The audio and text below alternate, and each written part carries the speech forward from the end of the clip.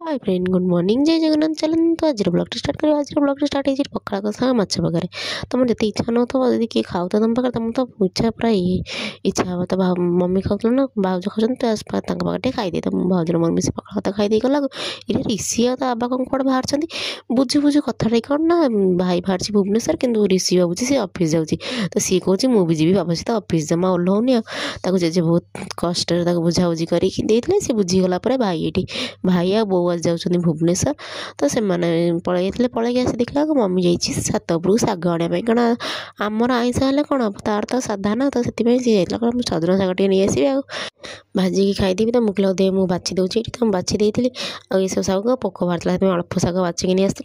तो सी तरह भात खाई मोर इच्छा था रुटी कारण जी मो ब्लॉग देखते से जानते कि मतलब 2 टाइम भात खाया बहुत रेयर इच्छा हुए तो मतलब रुटी अंडा आमलेट खाई इच्छा होता तो मुझे रुटी आमलेट खाई खाई सारापर देखुना बानर सेना उठी माने ये 2टा पिला मो राम आ ऋषि कौन पड़प समय शोई पड़े आउ शोबेनि बोली कहते तो कहले पुणी छात उपर खेल तो 2 जन को नहीं छात उपर कौन भाउजारी सेपट खियाखी करते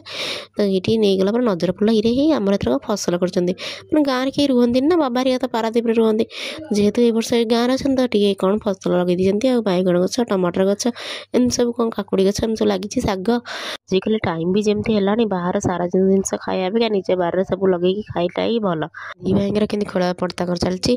तो तापर भिडियो आसाला चिकेन कषार कौन आज चिकेन कषा खायापी इच्छा होता तो बाबा आते पारादीप तो कही चिकेन नहीं आसला चिकेन नहीं आसो तो बाबा नहीं आसते तो ताकू भलसे कषा कषि करदे आम नणंद भज बसीगलु चिकेन कषा चिकेनटा हम पुणी कषा न खाइले कौन मजा आसो तो से नणंद भज बसीगलु कषा खायापी गरम गरम ठंडा ठंडा पाग को गरम गरम चिकेन कषा ओहो कि टेस्टी तो ये खाई सारापर तरकारी कर देलु समस्ते खाई सारापर छुआ पिला खुआई सारापर डिनर आम बसीगलु रुटी ता सहित भजा थिला और चिकेन तरकारी थिला